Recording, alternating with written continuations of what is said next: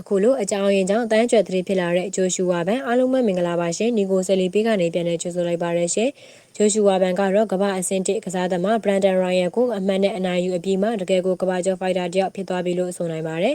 အထူးသဖြင့်ဖိလစ်ပိုင်နိုင်ငံမှာဆိုရင်ပတ်ကွီအိုကနိုင်ငံကုံဆောင်ကမ္ဘာကျော်လက်ဝှေ့သမားအဖြစ်ရှိနေတယ်လို့မြန်မာနိုင်ငံမှာဂျိုရှူဝါဘန်ကကမ္ဘာကျော်ကစားသမားတယောက်ဖြစ်လာဖို့ရှိနေတာဖြစ်ပါတယ်အထူးသဖြင့်ဂျိုရှူဝါဘန်ဟာအောင်လထက်တောင်မှပိုပြီးမြန်မာကုံကို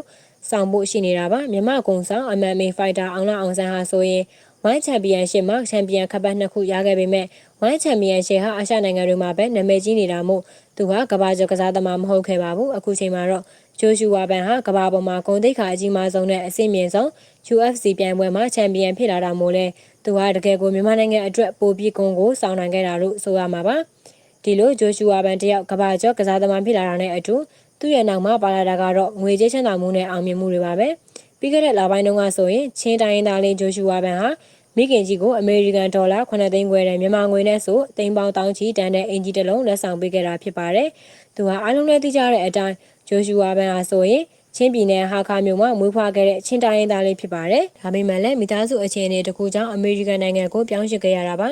မြန်မာနိုင်ငံကရွှေ့ပြောင်းလာခဲ့တဲ့ဘန်တို့မိသားစုအနေနဲ့အမေရိကန်နိုင်ငံမှာရည်တည်ရတာကအထင်ထားတဲ့တော့မလွယ်ကူခဲ့ပါဘူးဘန်အမေကပင်ပင်ပန်းပန်းနဲ့အလုပ်လုပ်ကဘန်နဲ့သူ့ညီမလေးကိုကြောင်းထားက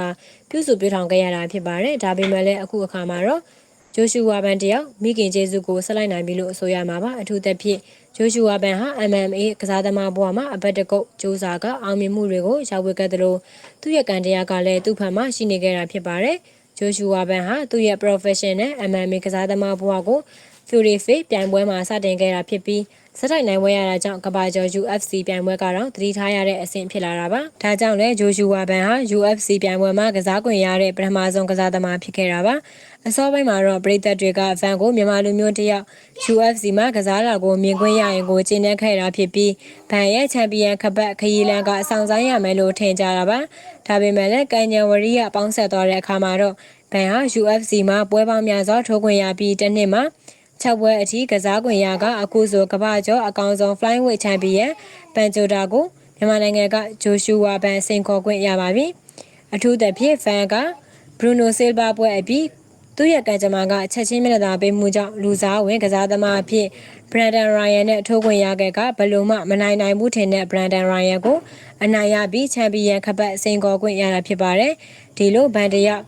ပွဲကြီးတွေဇက်တိုက်ထိုးခွင့်ရလာတဲ့အတူဝင်ငွေတွေကလည်းကြောက်ခမန်းလီလီများပြားလာတာပါဂျိုရှူဝါဘန်ဟာဘရူနိုဆေးဘာနဲ့ပွဲမှာအမေရိကန်ဒေါ်လာသိန်းချီထိုးကြေးရခဲ့သလိုအခုဆိုရင်ဘရန်ဒန်နဲ့ပွဲမှာထိုးကြေး2သိန်းခွဲဘောနက်9000စုစုပေါင်းအမေရိကန်ဒေါ်လာ3သိန်းရရှိသွားခဲ့တာပါဒါဟာမြန်မာငွေသိန်းတောင်းချီတန်တဲ့ပမာဏပါဒါအပြင်ဘန်ဟာချန်ပီယံလူပွဲထိုးသက်ရမှာမို့ထိုးကြေးဒေါ်လာ9သိန်းနဲ့အတူပေးပါဗျူးတစ်ပွဲချင်းအခါချင်းငွေနဲ့ပွဲကနေဒေါ်လာသိန်းချီရနေပါပြီဘန်အနေနဲ့ချန်ပီယံခပတ်မရရင်တောင်အခုဆိုတကယ်ပါလုံးကသူ့ရဲ့ပရိသတ်တွေကတသက်လှုပ်အားပေးနေရတဲ့ကမ္ဘာကျော်ကစားသမားဖြစ်နေပါပြီ။ဒါကြောင့်စပွန်ဆာတွေနဲ့တခြားသောပုံရိပ်အသုံးပြုကဝင်ငွေတွေတော်တော်များများရရှိမှာပါ။ဟာခါမျိုးကအကောင်လေးကတော့အခုဆိုကမ္ဘာကျော်ကစားသမားဖြစ်နေအမြင့်ပြတ်နေပါပြီ။ဒါကလည်းအမေရိကန်ဆိုတဲ့ရေမြေမှာတောက်ပခွင့်ရတာကြောင့်ပါ။ယခုကြည့်ရှုနေကြတဲ့ပရိသတ်တွေကရောဂျိုရှူဝါကိုအားပေးကြသလားဆိုတာပြောတော့ပေးကြပါအောင်ရှင်။